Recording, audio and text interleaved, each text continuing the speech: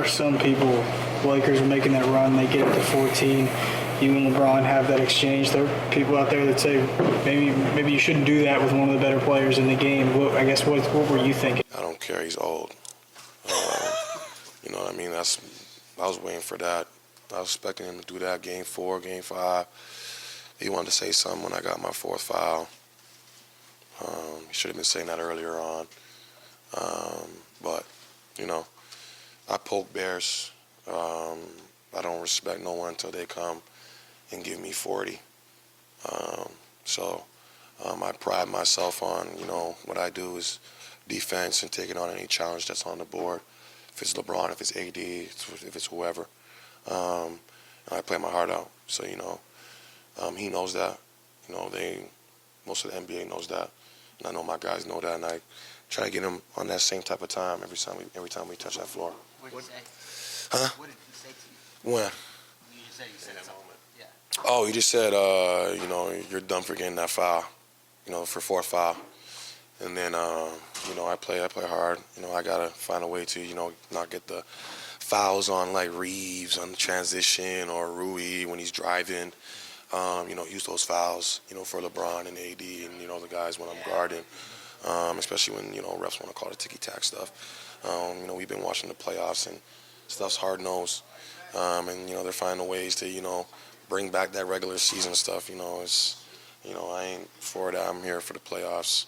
So I hope they, you know, get that under control. Now, so he says you're dumb, and so what's your response there? You know, what did I say? I said, you know, finally you want to talk. And then we started getting into a, you know, conversation. And I just let him know that, you know, you can't take me one-on-one. You know, you haven't. You can go look at the film. He doesn't really take me one-on-one until that moment. Then when he got subbed out, he was tired. So I did my job. Dillon, you're a thoughtful and very quotable guy. Mm-hmm. So I want to check with somebody. You said that you don't respect anyone until they come at Yeah. you. But he is the all-time leading scorer. Yeah, for sure. You know, So you gotta have some- obviously you got to have some respect. You know, he's a legend. You know, he's LeBron James. But, you know, when I'm on that floor, you're just another player to me. I don't care who you are. You're just 6'8", 270 pounds, and you're a basketball player. You know what I'm saying? And that's where, you know, guys, you know, they don't see that part of the game where like, oh, you know, I had those moments, year 1, year 2, where it's like, oh, he's glowing. You know, he's shining. You know what I mean? But now I'm creating a name for myself.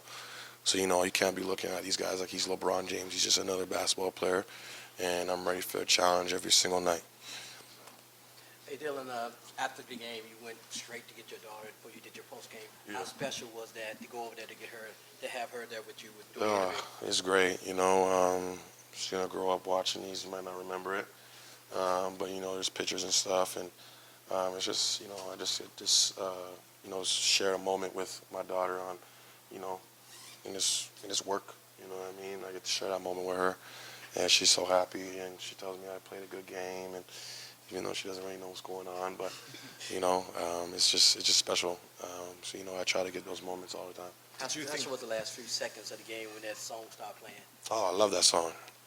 I was mad on game 1 we didn't be able to get that song out there, but you know, it's our track, it's our song, and you know, we gotta, you know, keep finding ways at home to, you know, get that track going because it gets us going. Are you looking forward?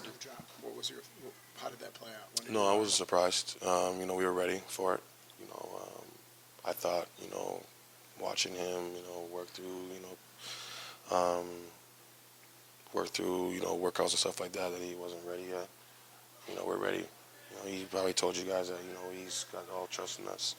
And, you know, whatever happens going forward, you know, we're going to be ready. I imagine from these comments you have about LeBron, when LA gets wind of him, are you prepared for a rude welcome there? They booed me when I was there before. You know, I get booed everywhere I go. It doesn't matter to me. You know, it just gets me going. Been booed for about 3 years in the playoffs, so you know, it just goes to show that, you know, people know the name and they gotta boo the name, Dillon Brooks. Do you feel like you put a target on your back? Been at a target, you know that. Come on, why are you asking that question? Been at a target every single night. seems like you've been biting him up. You listed his 6'8", 2. Yeah. It seems like you've really been getting into him. Yeah. How does, what's that contact like? And how do you feel like that is going for you? Well, it's going well. You know, I'm trying to, try to within, not fouling. You know, just little bumps here and there. You know, just to get him tired. You know, he's a special player. And that's what you got to do. That's the recipe with these special players. They want to play in space. They want to not be touched, and and that's when the regular season, shows it off. But when you get to the playoffs and bumps are allowed and stuff like that, it wears on them.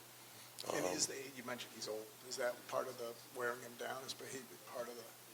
A little bit, yeah. He's not at the same level as he was when he was on Cleveland, when he won championships, Miami.